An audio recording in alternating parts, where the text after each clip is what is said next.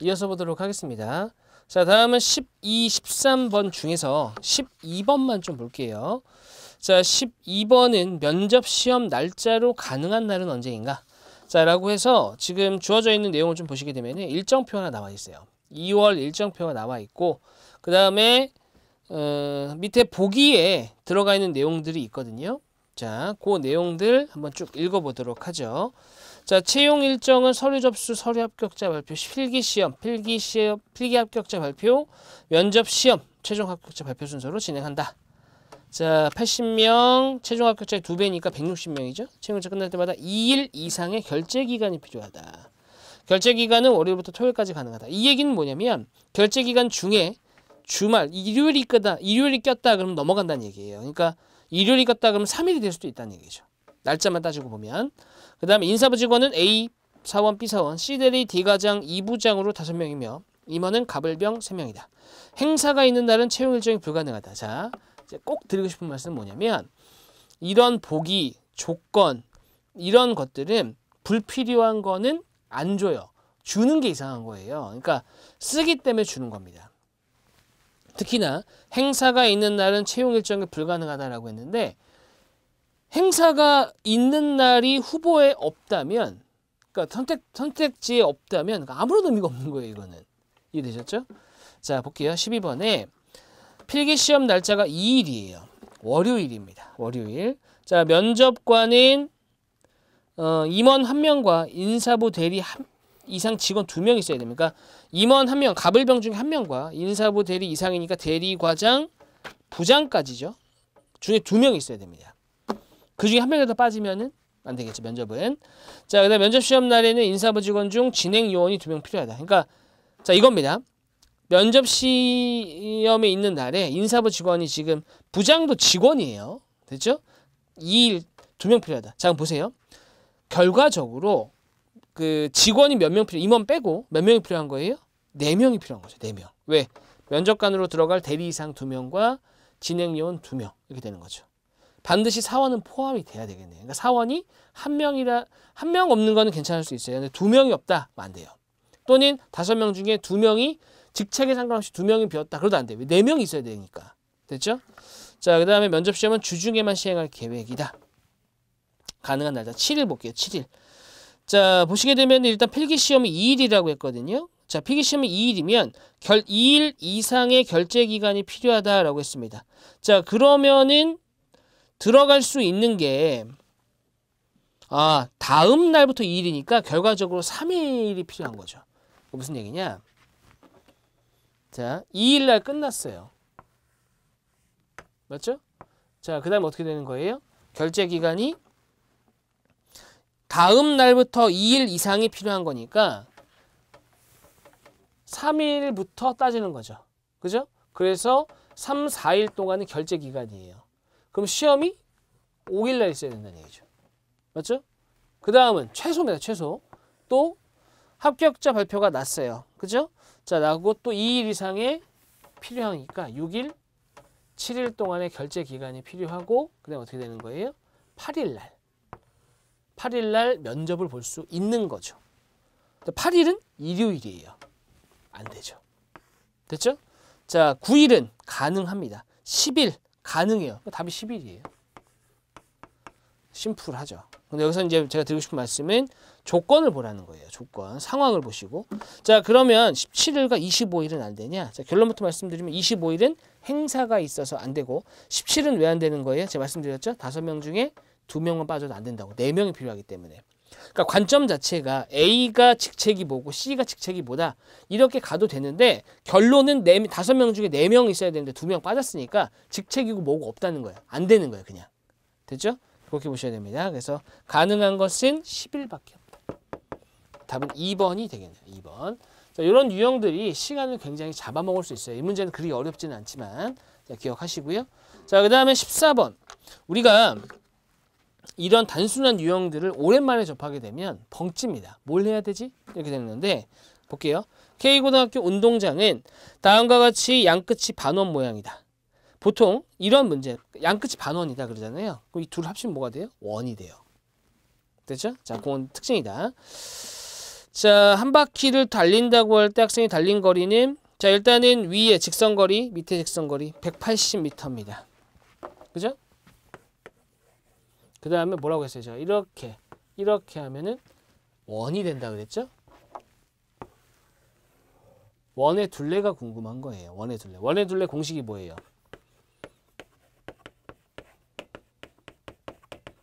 상식을 알아두시죠. 이거는 단독으로 나왔다가 중요한 게 아니라 이런 기본적인 거는 응용에서도 나와요. 그렇죠? 원의 둘레는 2파이r입니다. 2파이r을 살짝 바꿀게요. 어떻게 바꾸냐? 2r 파이. 파이 2r. 왜냐? 이 2r이 뭐냐? r이 반지름이거든요. 그러니까 2r은 뭐겠어요? 지름입니다. 그래서 파이 곱하기 지름이에요. 지름. 자, 원의 넓이는 파이 r 제곱. 기본이니까 기억하시고 지금 지름이 50이잖아요. 그죠? 근데 여기서 파이 원주율을 얼마나 했어요? 3으로 했어요. 간단하게 3 곱하기 50, 150이 돼야죠. 그래서 180 더하기 150, 330. 답은 4번이 되는 겁니다. 자, 오랜만에 보면 헷갈리는 유형이에요. 자, 그 다음에 15번 한번 가보도록 하죠. 등산 동아리 회원들은 경주로 놀러가기 위해 숙소를 예약했다. 방 하나의 회원을 6명씩 배정하면 12명이 남고 7명씩 배정하면 1개의 방엔 6명이 배정되고 2개의 방이 남는다. 자, 이 얘기는 자, 방이 몇 개인지는 모르겠어요. 몇 개인지는 모르겠는데 일단 방이 X개다라고 하면은 X-3 얘는 꽉 찬 거예요. 꽉 차고 2개의 방은 아예 비어 있고 그다음 나머지 하나는 어떻게 된 거예요? 나머지 하나는 7명씩 배정했는데 6명이 들어가 있는 거죠. 됐죠? 근데 우리가 결과적으로 해야 되는 건 뭐예요? 고정되어 있는 게 두 가지입니다. 첫 번째가 방수가 고정되어 있죠. 방의 개수는 고정되어 있어요. 두 번째는 학생 수, 동아리 회원 수도 고정되어 있습니다. 그렇죠? 고정되어 있는 게 두 개예요. 그러니까 어떻게 하든지 간에 같은 값이 나와야 돼요. 자, 그렇다면 방수를 모르죠? 그걸 구하니까 방의 개수를 x라고 합시다.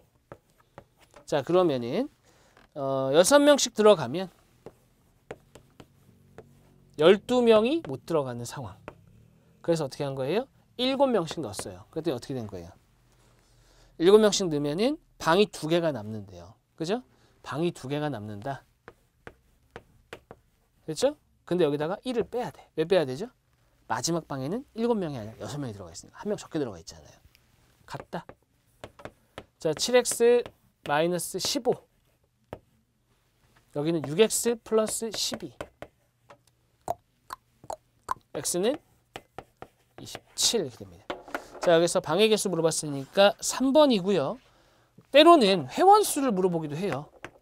회원수를 물어본다면 여기다 집어넣을까요? 여기다 7 곱하기 25 마이너스 1이죠. 7 곱하기 25면은 175 빼기 1이니까 174 이렇게 가면 되겠네요. 물론 물어보지는 않았습니다만 자, 답은 3번이 되겠네요. 자, 그 다음에 연상 할 수 있는 단어를 고르는 17번 유형입니다. 자, 17번 유형 제가 팁을 하나 드릴게요. 이런 17번 유형은 우리가 차갑다, 미끄러지다, 빠르다 이런 것들은 보통 중심 의미로 쓰이는 것들이 들어갑니다. 그러니까 단순하게 어떤 의도를 가지고 차갑다 그랬을 때 사람 마음이 차갑다 이걸 수도 있어요. 근데 그건 좀 나중에 생각하시고 여기다 중심적으로 쓰면 차갑다. 실제로 차가운 걸 봐야 돼요. 실제로 차가운 거. 그죠? 그 다음에 미끄러지다. 그 다음에 빠르다. 인라인 스케이트 같은 경우는 인라인은 차가운 것과 상관이 없어요. 미끄럼틀은 역시 차가운 것과 상관이 없고 자전거, 오토바이 모두 차가운 것과 상관이 없는데 스키는 어때요? 빠르죠. 그죠? 자, 그래서 답은 빠르고 차갑죠. 그래서 답은 5번이 되는 겁니다. 그래서 1차적인 의미를 가지고 좀 보시는 게 중요하다. 자, 보시고요. 그 다음에 18번 가보도록 할게요. 18번인 응용계산. 농도가 8%인 600g의 소금물에서 일정량의 소금을 퍼내고 80g의 물을 붓고 소금물 20g을 넣었다. 소금물의 농도가 10%가 되었다면 처음 퍼낸 소금물의 양은 얼마냐? 있습니다. 자, 방법은 여러 가지예요. 여러 가지인데 농도로 한번 해볼게요. 농도.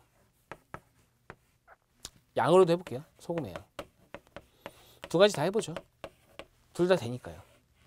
물론 이제 이런 유형을 잘 다루시는 분들은 이걸로 가는 게 편할 수도 있어요. 근데 저는 개인적으로 이거 추천드립니다. 왜냐하면 농도 문제가 시험에 아주 잘 나온다라기보다는 농도보다는 얘를 비중으로서 쓰기 위해서. 농도가 비중이에요. 왜냐면은 소금 더하기 물분의 소금. 소금이 소금 물에서 차지하는 비중이거든요. 그죠? 그래서 비중의 개념이에요. 됐습니다. 자, 보시면 농도가 8%인 소금 600g의 소금물에서 일정량의 소금물을 퍼내고 80을 붓고 소금을 20을 넣었다. 소금물의 농도가 10%가 되었다면 처음 퍼낸 소금물의 양은 그랬네요. 농도로 한번 가볼까요?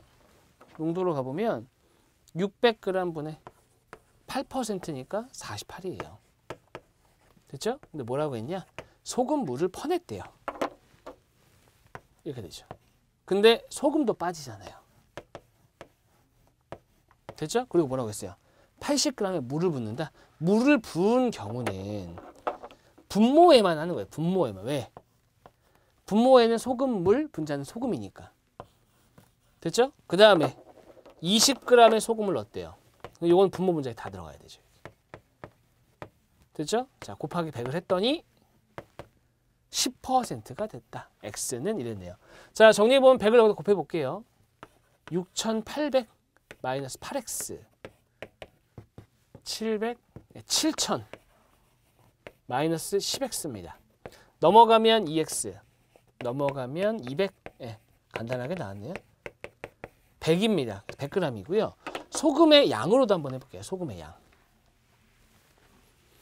소금의 양이 처음 얼마였어요? 8% 600에다가 100분의 8 소금 양이었죠? 근데 어떻게 했어요? 그 다음에 덜었습니다. 소금물을 얼마큼 했는지 모르죠? X 곱하기 100분의 8. 그 다음에 어떻게 했어요? 물을 부었어요. 80g. 근데 소금의 양에는 물이 포함되어 있지 않으니까 됐죠? 그 다음에 소금을 넣습니다. 20g. 이게 이제 소금의 양이에요. 이거 이퀄 어떻게 되는 거예요? 600 빼기 X 더하기 80 더하기 20 곱하기 100분의 10. 이렇게 하시면 정리하면 X100 나옵니다. 식 자체는 이래요. 이렇게 하시면 되겠어요. 자, 그래서 답은 2번 되겠습니다. 2번.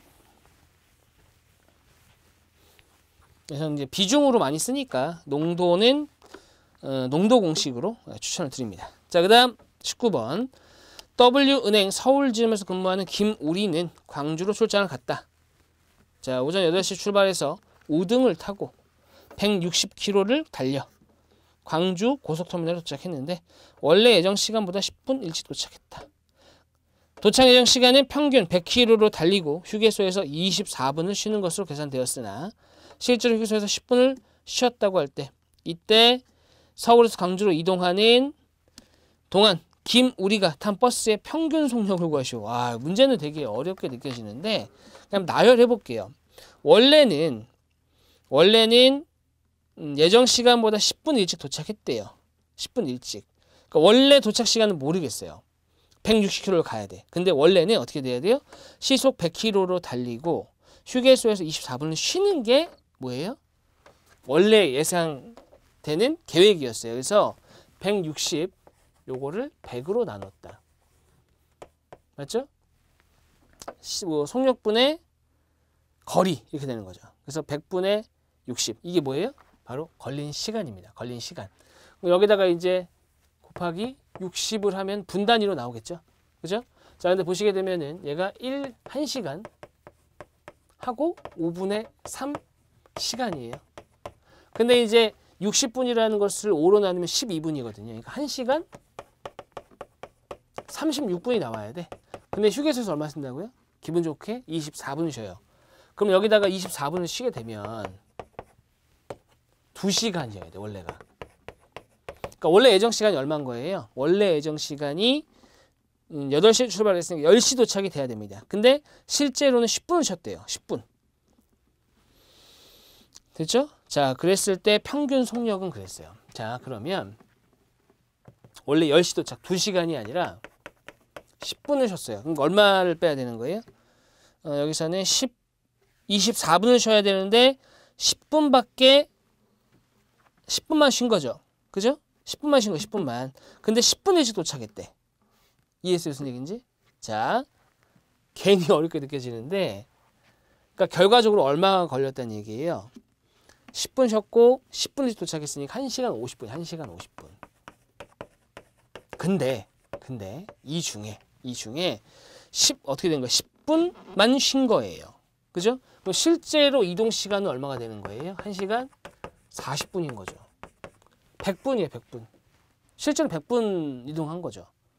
결론. 자, 지금 평균 속력이 얼마냐라고 했으니까 속력은 뭐예요? 시간.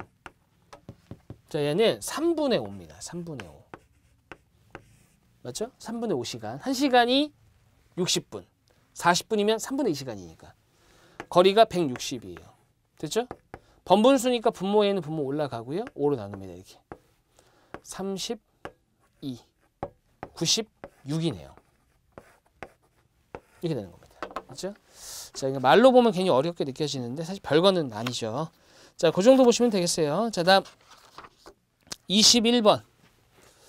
21번은 최단 경로 문제입니다. 최단 경로. 최단 경로 문제는 방법이 두 가지 정도 있어요. 크게. 하나는 뭐냐면 일일이, 하나는 식 세워서 하는 건데 식 세워서 하는 게 더 힘들어요. 오히려. 그렇기 때문에 이거는 그냥 일일이 세는 게 빠릅니다. 어떻게 세시냐? A, Q, S, R로 가는 거잖아요. A에서 Q까지가 이렇게 돼 있어요. 이 Q입니다. Q에서 S는 길이 하나예요. 이렇게. 맞죠? 그럼 S에서 R로 갈 때 이렇게 되어 있는 거거든요. 출발, 거쳐서 여기까지. 여기서 1, 2 센다는 건 뭐냐면 여기에서 여기까지 가는데 경로가 몇 개냐 이거죠. 어떻게 가냐? 각 꼭지점. 이 출발점에서 여기까지 갈 때 최단 거리가 몇 개 있는지 나오면 세면 됩니다. 하나밖에 없잖아요. 돌아가는 경우는 최단 거리가 아니에요. 이 최단 거리죠? 쓰면 되죠. 얘도 하나. 얘는 얼마예요? 얘에서 가는 게 하나 있고 얘에서 가는 게 하나 있으니까 2개. 얘는 뭐예요? 여기서 여길 거쳐 가는 게 2개, 여기서 여길 거쳐 가는 게 하나. 3개. 한마디로 더하라는 얘기입니다. 자, A에서 Q까지 가는 게 10가지 경로가 있고요. Q에서 S까지가 한 가지예요. 한 가지. S에서 R로 가는 거 2가지, 3가지. 됐죠? 결론 10가지, 1가지, 3가지.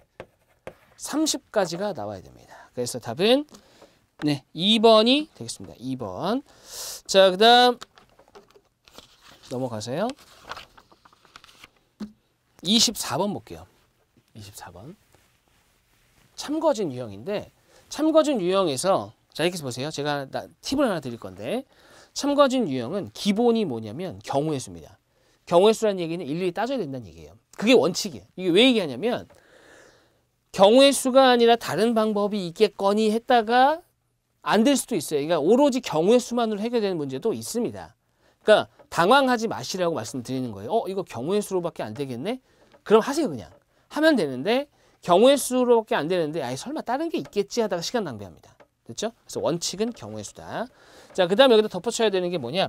모순이에요. 모순. 모순 명제와 그 다음에 동일 명제가 있어요. 자, 얘네들에 대한 것을 알아야 되는데 모순 명제라는 게 뭐냐면 모순은 하나는 참이고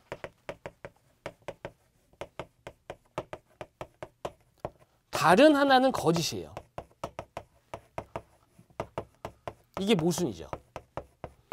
그렇기 때문에 여기서 반드시 뭐가 나온다? 참 하나와 거짓 하나가 나옵니다. 됐죠? 자, 그 다음에 동일 명제다 그러면 둘 다 참이든지 또 진실이라고도 합니다. 아니면 또는이 아니에요. 아니면이에요. 둘 다 거짓이 돼야 돼요. 이렇게 되는 거죠. 됐죠? 자, 이거가 가지고 있을 때 문제를 보면 이 문제 특징이 있어요. 어떤 특징이 있냐면 한 명만 거짓말한대요. 그 얘기는 나머지 3명은 뭐라는 얘기예요? 진실, 참을 말하고 있습니다. 이 문제가 독특하다. 독특한 게 아니라 특징이 있다. 뭐냐면 만약에 이 문제에서 참 3개, 거짓이 하나예요. 이런 경우라면 만약에 이 문제에서 모순이 발생했다. 그럼 어떻게 되는 거예요?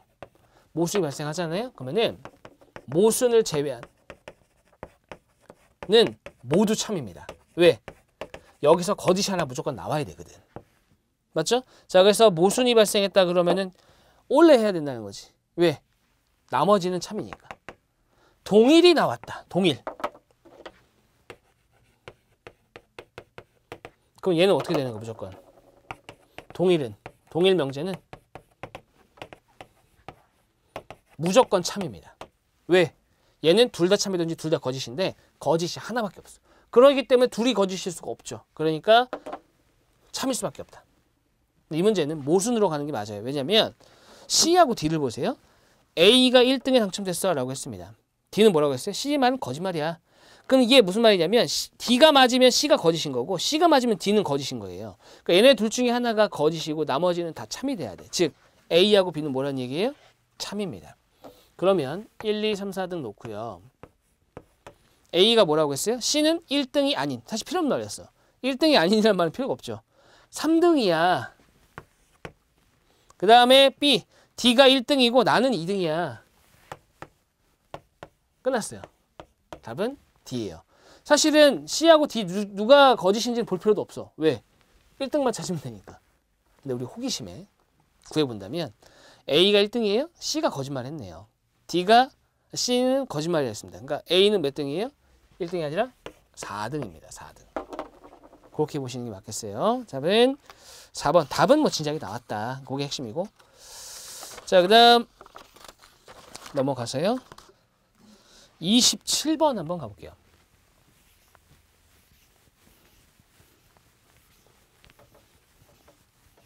궁금해하실 만한 유형 위주로 좀 얘기를 해볼게요. 자, A, B, C, D, E, F 6명이 일렬로 된 6개의 좌석에 앉아있다. 좌석은 왼쪽부터 1번으로 시작하며 그들이 앉는 자리는 다음과 같다. C가 4번에 앉았을 때, 자, 중요한 말, 항상 옳은 것은 이랬습니다. 항상.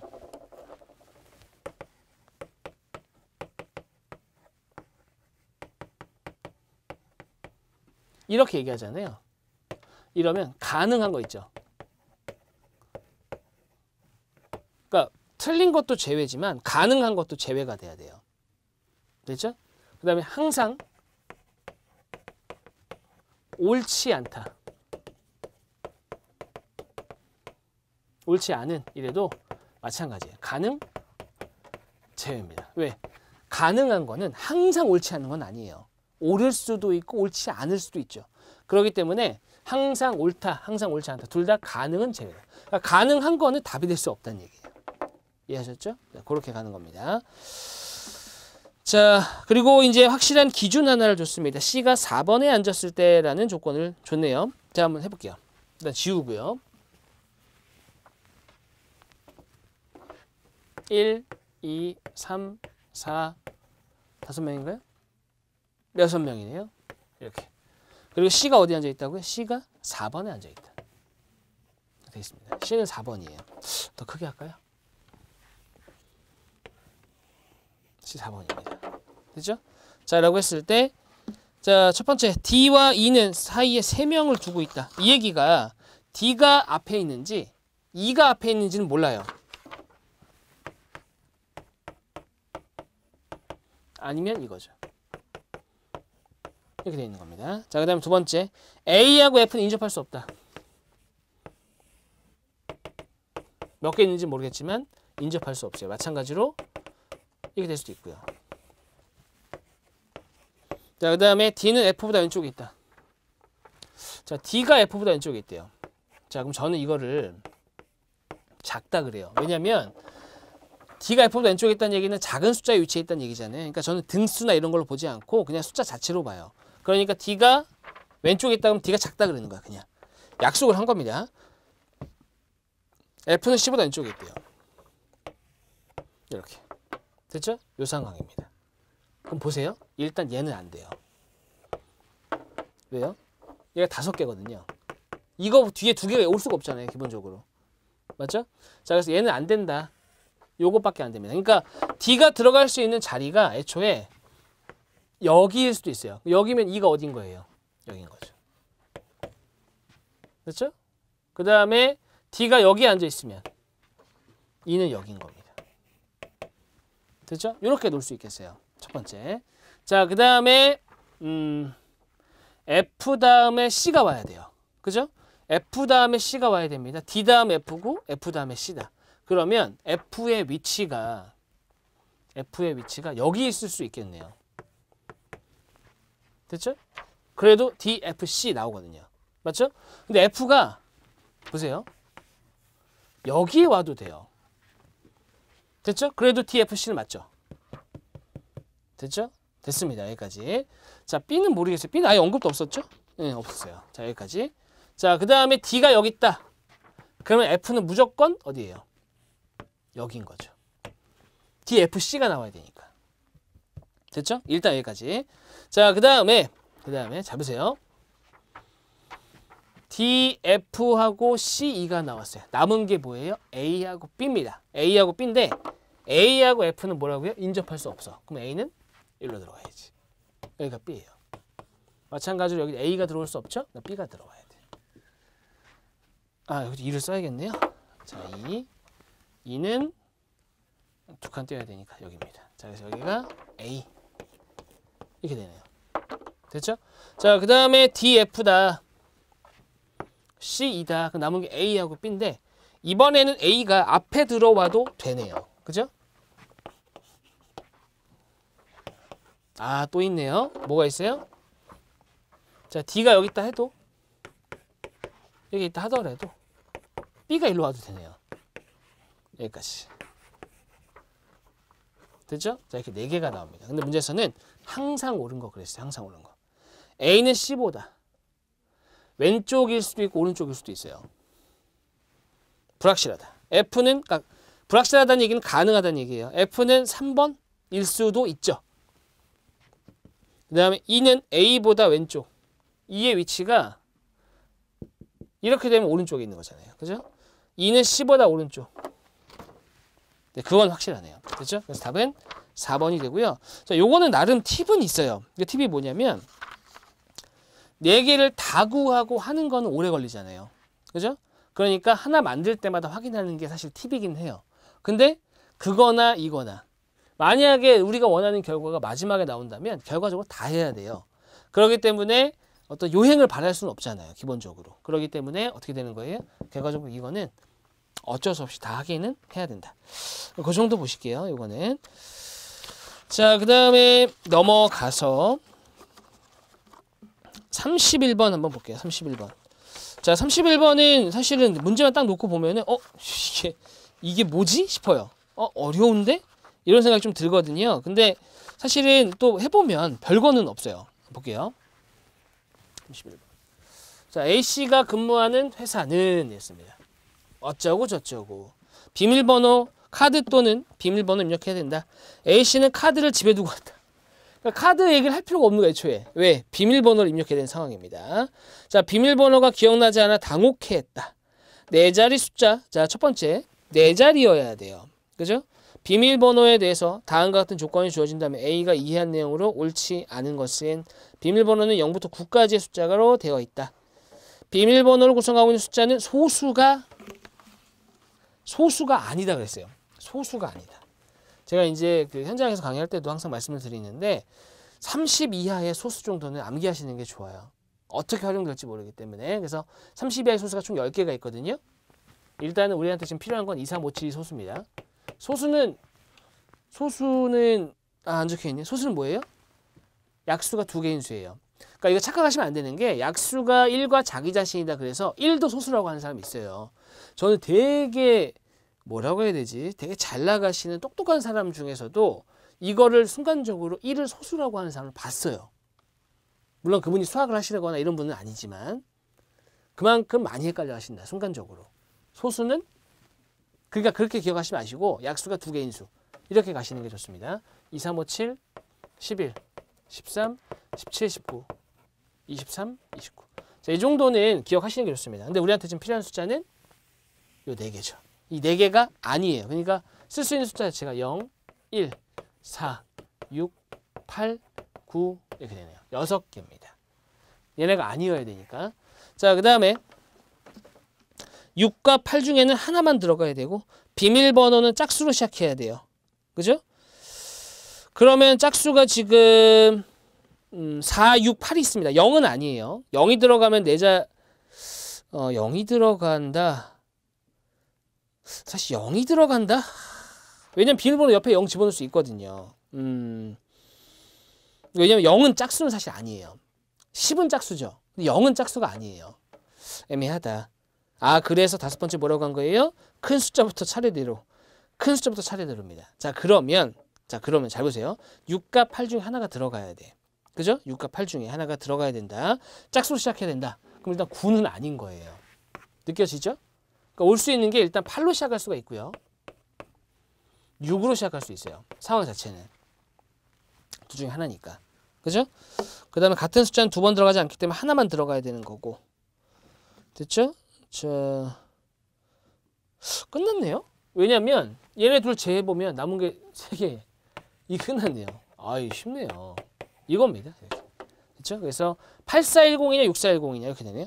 비밀번호 짝수이다 맞고요. 제가 말씀드렸죠. 0은 짝수가 아니에요. 근데 10 이런 건 짝수입니다. 그렇죠? 자, 비밀번호 앞에서 두 번째 숫자는 4다 맞고요. 단서를 모두 만족하는 비밀번호가 3개가 아니라 2개. 여기서 3개라고 한 건 왜 그런 거예요? 9410 이것 때문에 그래요. 그다음 단서를 모두 만족하는 비밀번호 중 가장 작은 수는 6410이다. 맞죠? 8410, 6410이니까. 됐죠?